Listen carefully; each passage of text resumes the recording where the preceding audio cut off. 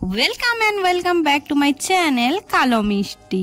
তো আগের দিন ভিডিওটা যেখানে শেষ করেছি, আজকে ভিডিওটা ঠিক সেখান থেকেই শুরু করছি।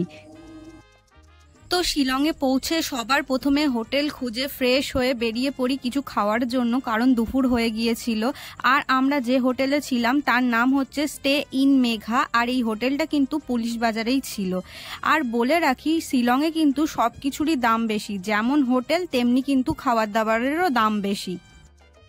তারপর একটু পুলিশ বাজারটা ঘুরে দেখছিলাম, আর এটাই হচ্ছে শিলংয়ের ফেমাস পুলিশ বাজার, যেখানে তোমরা সমস্ত কিছু পেয়ে যাবে। শীতের পোশাক, খাওয়ার, ওষুধের দোকান, সমস্ত কিছু, হোটেল, সব কিছু এই পুলিশ বাজারের পেয়ে যাবে, কোনো কিছুর অসুবিধা হবে না। এখন যে পুলিশ বাজারটা দেখছো, মানে এই দুপুর বেলা যে পুলিশ বাজারটা দেখছো আর একটু বিকেল হতেই যে পুলিশ বাজারটা দেখা যায়, সেটা কিন্তু পুরোপুরি আলাদা। একটু বিকেল বা একটু সন্ধে হলেই এই পুলিশ বাজার কিন্তু শিলংয়ের অন্যতম ব্যস্ত স্থান হয়ে ওঠে।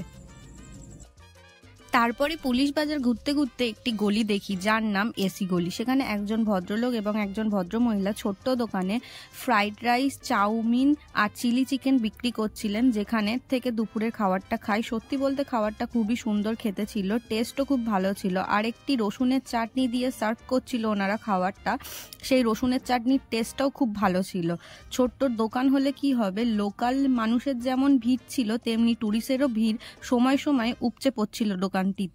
যদি কোনোদিন শিলংয়ে যান তবে এখানে অবশ্যই খাবেন। ইনি পুলিশ বাজারের এসি গলিতে সকাল থেকে রাত 8টা পর্যন্ত থাকেন। তারপর চলে যায় শিলংয়ে অবস্থিত ওয়াটস লেকে। এটি কিন্তু পুলিশ বাজার থেকে মাত্র 1.3 কিলোমিটার দূরত্বেই অবস্থিত। এই ওয়াটস লেক কিন্তু সপ্তাহে মঙ্গলবার শুধুমাত্র বন্ধ থাকে, বাকি প্রতিদিন খোলা থাকে সকাল 8:30 থেকে সন্ধে 6:30 পর্যন্ত। আর এই ওয়াটস লেকে এন্ট্রি ফি হলো বড়দের জন্য 20 টাকা আর বাচ্চাদের জন্য 10 টাকা। আর কারুর কাছে যদি ক্যামেরা থাকে তার জন্য কিন্তু 50 টাকা জমা দিতে হয়। স্বাধীনতার যুগে একজন জনপ্রিয় প্রকৌশলীর কারণে এটি পোলক্স লেক বা নান পোলক নামেও পরিচিত ছিল। এটি প্রায় 100 বছরের পুরনো বলে জানা গিয়েছে। এই হ্রদটি স্থাপনের পরিকল্পনা করেছিলেন আসামের তৎকালীন প্রধান কমিশনার স্যার উইলিয়াম ওয়াটস, এবং 1894 সালে কার্নেল হপকিন্স নির্মাণ করেছিলেন এটি শিলংয়ের অন্যতম দর্শনীয় পর্যটন কেন্দ্র। এই লেকটি অনেকটা ঘোড়ার জুতোর আকৃতির মতনও দেখতে।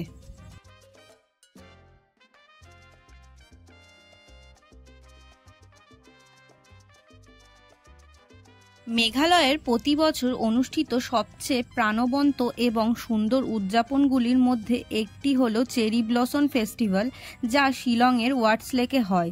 আর এটি অনুষ্ঠিত হয় নভেম্বর মাসের মাঝামাঝি থেকে। যা দেখতে এখানে কিন্তু দূর দূরান্ত থেকে প্রচুর পর্যটন এসে ভিড় জমায়।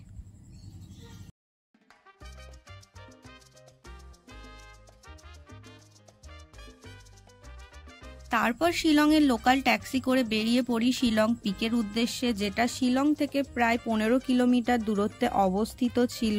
আর এই শিলং পিক কিন্তু পুরোপুরি এয়ারফোর্স এরিয়ার মধ্যে অবস্থিত, তাই এখানে কিন্তু আমরা যে লোকাল ট্যাক্সি করে গিয়েছি সেটা ঢুকতে দেওয়া হয় না। এর ভেতরে যাওয়ার জন্য কিন্তু আলাদা টিকিট করতে হয়, যার টিকিটের দাম হচ্ছে পার পার্সন 50 টাকা, এবং ওখান থেকে একটা গাড়িও দেয় যার দাম নেয় 200 টাকা করে। সেই গাড়ি শিলং পিক পর্যন্ত আপনাকে নামিয়ে দেবে, এবং শিলং পিক থেকে আবার যেখান থেকে ওনারা গাড়িতে তোলেন সেখানেই এনে নামিয়ে দেন। আর এই শিলং পিকে যাওয়ার জন্য কিন্তু যে কোনো একটা আইডি প্রুফ আপনাদের দরকার লাগবে। আর এটাই হলো শিলং পিক, যেখান থেকে সারা শিলং শহরের খুব সুন্দর ভিউ পাওয়া যায়, আর তার সাথে সাথে কিন্তু বাংলাদেশও দেখা যায়।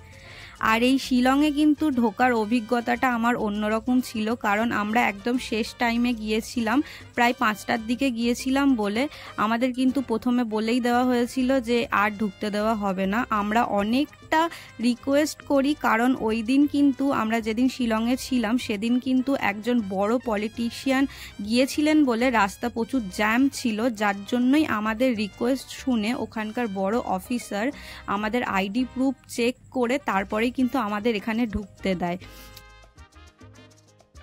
আর যারা তোমরা শিলং পিকে যাওয়ার চিন্তা ভাবনা করছো তারা কিন্তু এই জায়গাটা সকাল সকাল ঘুরে নেবে, তাহলে তোমাদের সাথে কিন্তু এরকম কিছু হবে না। তাও যিনি অফিসার ছিলেন তিনি খুব ভালো ছিলেন বলেই আমাদেরকে ঢোকার পারমিশন দেন। আর আমরা যেহেতু শেষ মুহূর্তে একদম শেষে যখন বন্ধ হয়ে যাওয়ার টাইম তখন গিয়েছি, তাই কিন্তু এই শিলং পিকটা একদম ফাঁকা পেয়েছি, নালে কিন্তু এই শিলং পিকে প্রচণ্ড ভিড় থাকে।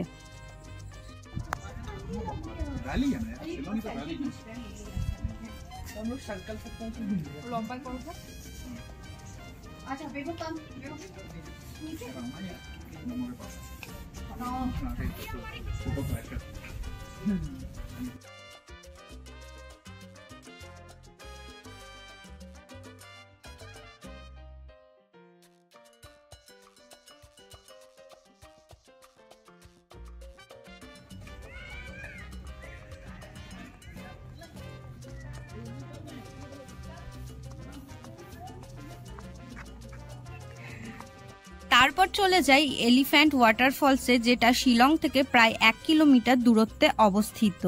এই ওয়াটারফলসে পরপর 3টি ধাপের জলপ্রপাত দেখতে পাওয়া যায়।